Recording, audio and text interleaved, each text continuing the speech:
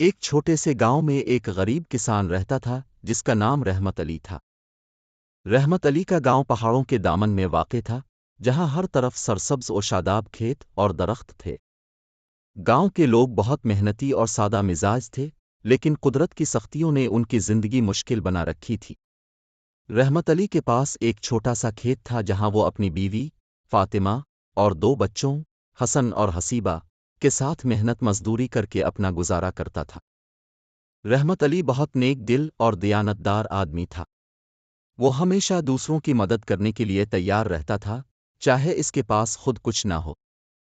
ایک دن جب رحمت علی اپنے کھیت میں ہل چلا رہا تھا، اس نے ایک زخمی پرندہ دیکھا۔ وہ پرندہ بہت تکلیف میں تھا اور اڑ نہیں پا رہا تھا۔ رحمت علی نے فوراً اپنی محنت چھوڑ کر پرندے کو اٹھایا اور اپنے گھر لے آیا۔ اس نے پرندے کی مرہم پٹی کی اور اسے آرام کرنے کے لیے ایک محفوظ جگہ دی۔ فاطمہ نے بھی پرندے کی دیکھ بھال میں اس کا ساتھ دیا اور بچے پرندے کے گرد جمع ہو کر اسے دیکھنے لگے۔ کچھ دنوں بعد جب پرندہ ٹھیک ہو گیا تو وہ اڑ کر چلا گیا۔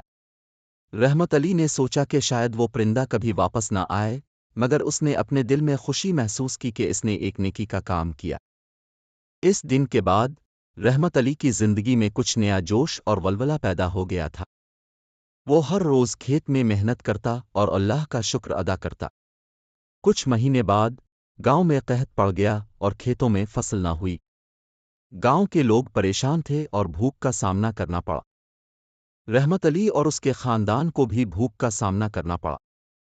ایک دن جب وہ اپنے کھیت میں بیٹھا دعا کر رہا تھا، اچانک وہی پرندہ واپس آیا۔ اس کے منہ میں ایک سنہری بیج تھا۔ پرندے نے وہ بیج رحمت علی کے سامنے رکھ دیا اور اڑ کر چلا گیا۔ رحمت علی نے اس بیج کو اپنے کھیت میں بو دیا۔ کچھ ہی دنوں میں وہ بیج ایک بڑے درخت میں بدل گیا جس پر سنہری پھل لگے ہوئے تھے۔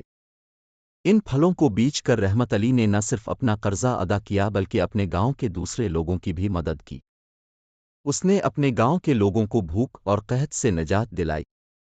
درخت کے سنہری پھلوں کی خبریں دور دور تک پھیل گئیں اور لوگوں نے ان پھلوں کو خریدنے کے لیے رحمت علی کے گاؤں کا رخ کیا۔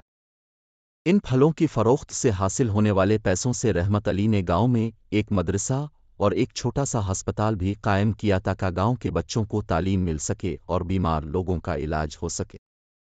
اس واقعے کے بعد رحمت علی کے گاؤں کے لوگ اسے ایک ہیرو کی طرح ماننے لگے۔ وہ سب جان گئے کہ نیکی کبھی رائیگاں نہیں جاتی اور اللہ تعالیٰ اپنے بندوں کی مدد ہمیشہ کرتا ہے۔ رحمت علی نے اپنی زندگی کے اس واقعے سے یہ سبق سیکھا کہ نیکی کا کام ہمیشہ فائدہ مند ہوتا ہے، اور وہ اپنی آئندہ نسلوں کو بھی یہی سبق دیتا رہا۔ یہ کہانی ہمیں یہ سکھاتی ہے کہ ہمیں ہمیشہ دوسروں کی مدد کرنی چاہیے اور نیکی کے کاموں میں بڑھ چڑھ کر حصہ لینا چاہیے، کیونکہ نیکی کا انعام کبھی نہ کبھی ضرور ملتا ہے۔ اور اسی طرح ایک نیکی کا بیج پورے گاؤں کی زندگی بدل سکتا ہے۔